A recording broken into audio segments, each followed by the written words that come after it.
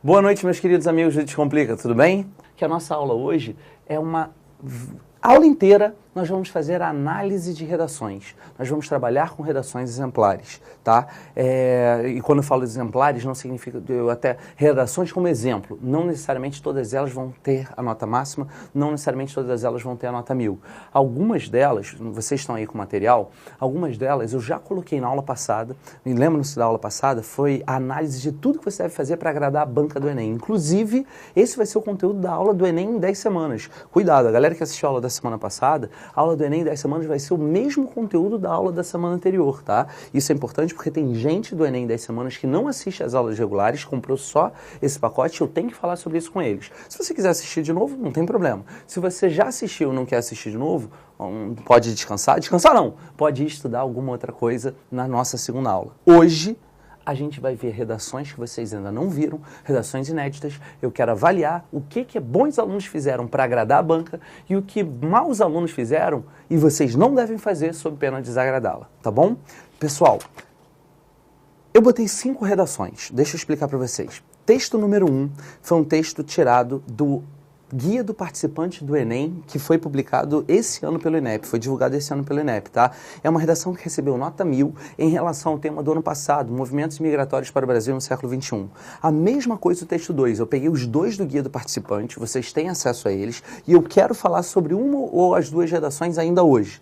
Mas eu não vou começar pelas redações 1 e 2, eu quero começar pela redação 3. Essa redação 3 nunca foi divulgada por ninguém, essa é uma redação inédita, feita por uma ex-aluna minha no ano de 2005. Eu sei que você pode pensar assim, poxa, estamos em 2013, 2005 faz muito tempo. Não. Na verdade, o Enem todo mudou, mas a redação, ela sempre teve a mesma estrutura, a mesma proposta. Ela sempre foi uma dissertação, sempre foi argumentativa e desde o início ela obrigava os alunos a propor intervenções. A única grande prova no Enem que não mudou foi a prova de redação. Então, esse ainda é um tema atual e eu escolhi uma redação feita por uma ex-aluna minha, passou para medicina, faz medicina, na verdade, de 2005, caraca, já acabou, passou muito rápido, agora que eu me dei conta. Enfim, ela fez medicina na UFRJ e escreveu uma redação, vocês vão entender agora por que eu coloquei aqui, sobre o trabalho infantil na realidade brasileira. Eu quero ler a redação, eu quero avaliar o que ela faz em cada parte, por que ela mandou bem, em que medida ela poderia ter mandado melhor, se ela mandou mal em alguma coisa e afins. Vamos juntos? Posso começar? Stephanie, posso começar? Tema: o trabalho infantil na realidade brasileira. Título: Quadro Negro. É um título bom? Sim, porque faz diretamente referência à educação e provavelmente num tema como trabalho infantil, em algum momento a gente vai citar a questão da educação brasileira. Não vou tecer maiores considerações sobre isso, vamos à leitura. As 3 leis de Newton, a bioacumulação ou ainda a quebra da Bolsa de Nova York são exemplos de assuntos sobre os quais muitas crianças brasileiras jamais ouviram falar.